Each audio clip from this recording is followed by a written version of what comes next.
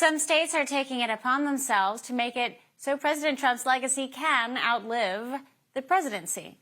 Texas Congressman Keith Self is proposing to codify into law 4 specific Trump executive orders in bold defiance of months of leftist backlash against those executive orders. One is EO 14280, which reverts equity-based school discipline policies to simply traditional behavior-based systems. The Education Trust issued a statement saying that this order will further weaken our nation's education system and risk disadvantaging students of color. Here was the president and CEO of that group, Ed Trust, Denise Forte, in June. We are witnessing a coordinated dismantling of public education. The goal is to make American society devoid of diversity and with unequal access to a quality education. The tactics are disturbing: conducting mass firings at the Department of Education, refusing to spend education funds as ordered by Congress, and devising education policies to exclude students and strip them of their right to pursue the American dream. We call this what it is. It's the Great American Heist. It is a calculated effort to take what belongs to all of us, public resources, public schools, and public trust, and hand it to a privileged few. These intentionally destructive actions mean that millions of students and families will be left to fend for themselves, while the wealthiest families will be paid subsidies to fund their child's education. The Daily Signal editorial board, by contrast, applauded Congressman Self's moves as necessary to protect common sense governance from being dismantled. Another codified order is Executive Order 14253, where President Trump reestablished patriotic education standards, including directing federal institutions to remove ideological framing in monuments and museums. And then the third one that is going to be codified, there is EO 14235, which reforms public service loan forgiveness by banning participation from organizations involved in illegal activity. Fairly common sense move. And EO 14292 is tightening oversight of gain of function or high-risk biotechnology research. All of this seems very common sense, but there's still resistance to all of it. Congressman Keith Self of Texas joins us himself right now. Thank you very much. Congressman, talk to us about why you decided on codifying these specific 4 executive orders. Well, the House has voted on several dozen of EOs already. These, to me, seem like, as you say, common sense to get back to our traditional values in this state, to do away with the woke, the DEI, all the way from the education to the public service loan forgiveness. So there are specific reasons for each of these 4. All are good. All are returning us to a common sense governance. As you heard from the education lady, I don't even know what she's talking about. We need to be teaching reading, writing, arithmetic, and STEM.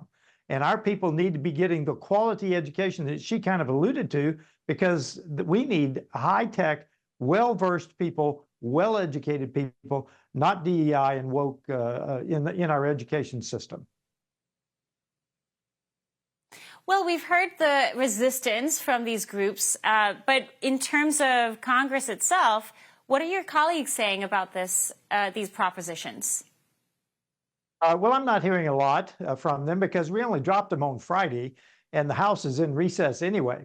So we will start to build to generate support for these through the month and as we go back into session in September. So we will prepare the case for these, making the case that President Trump won't be president forever. And 77 million people voted for him and his policies.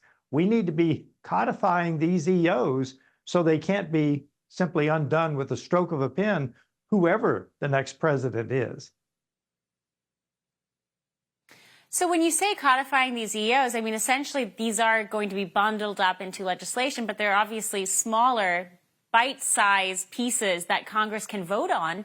Some strategists out here have been looking at the lay of the land, and they say this is exactly the way to go for the Republican Party start passing popular conservative missions in these very simplified bills rather than these bulky albums that they're trying to push through and get bipartisan support over. Is this kind of the mindset you were approaching with this too? These are kind of bite-sized wins that can be pushed through and codified? I think the House of Representatives ought to be voting on a bite-size, as you say, very important, very common sense piece of legislation every single day we're in session. Every single day we vote. We ought to be voting on something like these 4 bills. So the 4 bills that are being proposed, I think that there's enough support amongst the public for each of these topics. There's been tried and true polling done, and I think that for the most part, you're going to get support from the people. But these groups, are you worried at all that these activist groups like the ACLU or that teachers group that we heard from earlier, do they at this moment have the organization to try and push back in any meaningful way?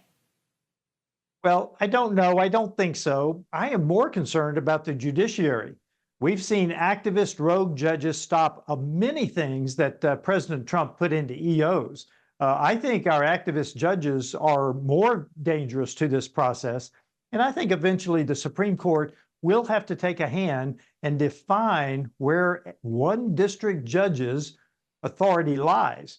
They've already talked about nationwide injunctions, and yet the judges continue to try to do them. Yes. Yes, the groups are important. I think the judiciary is the bigger danger.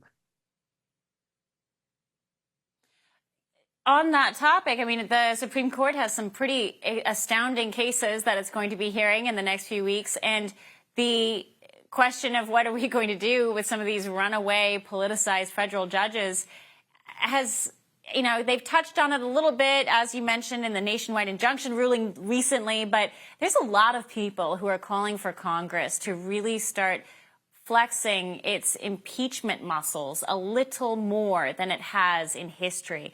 I know it's a rare muscle to flex from Congress, but it is a power that Congress has for egregious behavior of politicized judges. Do you think there's enough political will, political energy to start using the impeachment button?